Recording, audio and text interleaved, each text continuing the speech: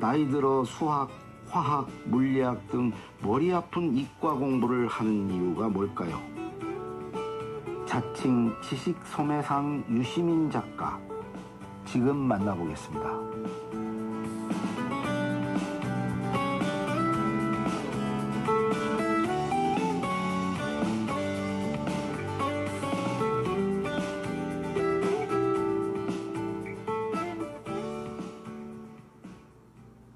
유시민 작가 나오셨습니다.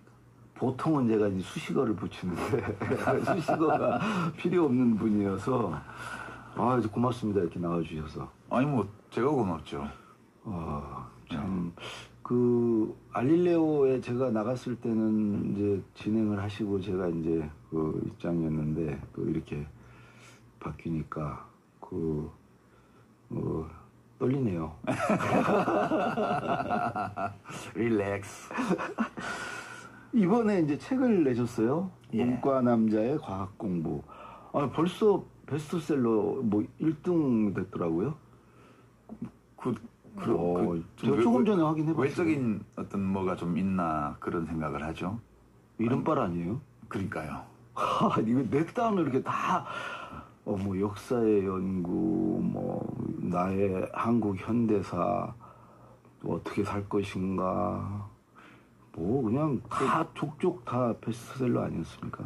좀 비판적으로 평하는 분들 표현으로는 이제 제가 방송 출연도 좀 종종 하고 이러니까 일종의 스크린셀러, 책이 내용이 훌륭해서라기보다는 그 유명해서 책이 많이 나간 거다 이런 지적도 있어요. 네. 근데 그런 경우는 이제 베스트셀러는 돼도 스테디셀러는 안 되죠. 근데 꾸준히 팔리시잖아요. 뭐 최근에 또 그 유럽 도시기행도 잘 나가고 계속. 야, 이거는 많이 팔릴 것 같아요. 왜요? 이게 아마 과학 붐을 좀 일으키지 않을까. 그러면 좋죠. 제가 이 책을 쓴 이유가 이제 문과인데 뒤늦게 과학 책을 읽으면서 이거 이렇게 재밌는 줄 몰랐네 그런 생각도 했고 그리고 되게 알면 신기한 내용도 많고 또 하나는 이제 과학 공부를 좀 하다 보면 이렇게 평생 저는 인문학 분야에서만 활동을 해왔는데 이제 과학이 새로운 답을 주는 경우도 있긴 하지만 이미 우리가 알고 있던 문제를 다르게 볼 수 있게 해줘요. 그러니까 똑같은 주제에 대해서 좀 다르게 질문할 수 있게 해주더라고요. 그러니까 인문학을 하는 사람들의 생각이 좀 더 다양하고 풍성해질 수 있지 않나 이런 것들을 좀 알면 그런 것 때문에 저 같은 문과 독자들을 위해서 쓴 책이거든요.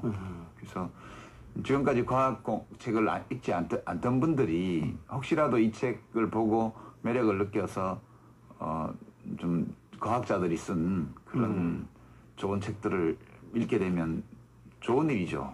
그거는. 근데 우리 유 작가님은 이제 경제학 전공하셨고 경제학은 그래도 뭐 수학 같은 걸 좀 하고 중고등학교 때 그 이과 그 수학이나 과학도 잘하지 않으셨어요? 아니요, 저는 수학을 못해서 문과를 간 거죠. 저도 수학을 잘했으면 뭐 다른 선택을 했을 수도 있죠. 수학에 재능이 없으니까 문과를 갈 수밖에 없어서 문과를 갔고 이제 그렇게 해서 문과를 간 사람을 제가 운명적 문과라고 이제 예. 수학을 못해서 간 사람들. 예. 그런 사람들은 과학도 힘들어해요. 수학을 많이 쓰기 때문에 과학은. 아니 수학 과학을 다 못하고 어떻게 그런 공부를 못했다는 얘기인데 말이 좀 안 맞는 것 같은데. 그러니까 수학 시험은 또 봤죠. 수학 시험은 잘 볼 수 있어요. 그러니까 근데 지수로그 함수 문제나 미적분 문제 같은 거를 그 왜 하는지도 모르면서 이렇게 문제 푸는 법만 암기해서 그렇게 해서 시험이 봐지더라고요. 그런 식으로 했기 때문에 사실 수학을 직관적으로 이해를 하거나 그것을 어떤 자기 학문 연구의 도구로 이렇게 자유자재로 쓴다거나 이럴 수는 없는 사람이에요, 제가. 좀 이상한 말이긴 한데. 그러니까 좋아하지도 않고 수학이나 과학을. 그 수학을 좋아하면 정상은 아니죠. 아니 수학, 물리학, 화학, 생물학 이런 것 중에 어느 게 제일 재밌습니까? 공부를 해보시니. 그러니까 문과들 인문학 한 사람들 경우에는 그나마 그래도 생물학이 저도 나아요. 생물 선택했거든요. 그거 외우면 되니까. 그렇죠. 그랬던 거 그렇기도 하고 생물 중에는 동물이 있고 우리 인간도 동물의 한 종이니까 아무래도 생물학은 인문학과 공통적인 요소가 좀 있어요. 아, 그러네. 네, 그 친화적이죠. 그래서 인문학자하고 생물학자하고 제일 많이 싸워요. 원래 옆에 있는 나라끼리 전쟁하잖아요. 그런 것처럼 인문학과 생물학이 되게 가까운데 아하. 그래서 물리학자하고 뭐 인문학자가 다투는 경우는 거의 없죠. 그렇지만 생물학자하고 그 인문학자들은 엄청 싸웠습니다. 최근 한 몇십 년 동안. 이 책에서는 보니까 화학이 억울하다 뭐 이런 얘기도 쓰셨던데. 그럼요. 화학이 억울하죠. 어떤 면에서 억울하시고? 화학하면 이미지가 되게 안 좋잖아요. 나쁜 거는 다 화학 물질 있어요. 예, 뭐 화학약품, 그 농약 이런 것도 다 화학약품이고요. 예전에 화학 조미료 뭐 이런 말도 있었고요. 그렇죠. 그래서 보통 사람들은 화학을 어떤 인공하고 비슷한 말 또는 천연의 반대말로 생각하는 경우가 많아요. 그러니까 화학은 나쁜 거, 그 반대에 있는 천연은 좋은 거. 그렇죠. 이런 인식을 갖고 있는데 화학은 그런 게 아니거든요.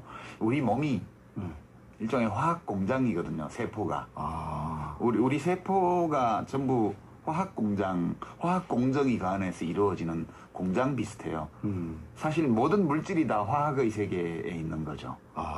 이 화학이라는 학문은 물질의 조성, 변화, 구조를 연구하는 학문이기 때문에. 그래요? 예, 우리가 손으로 만지고 눈으로 보고 코로 냄새 맡고 이건 전부 물질이에요.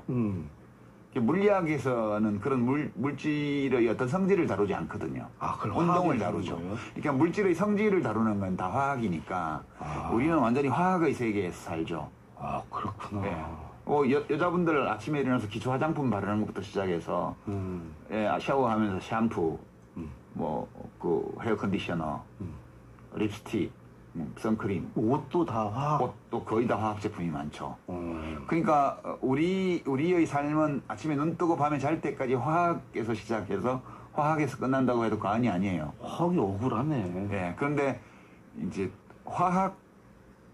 그러니까 인공적으로 합성해낸 물질 중에서 자연이 잘 처리하기 어려운 그런 물질들이 있고 그게 사람의 몸에 들어와서 어떤 나쁜 일을 하는지에 대해서 충분히 알지 못하는 단계에서 이제 실생활에 써버린 거예요.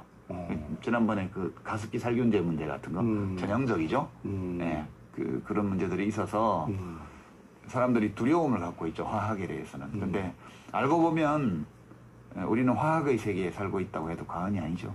네. 이 책을 그냥 대충 이렇게 언뜻 봤는데 되게 이제 어려울 거라고 생각을 하고 봤거든요. 네. 근데 저 수준에서 저도 이제 문과 나온 사람으로서 이해가 대략 다 돼요.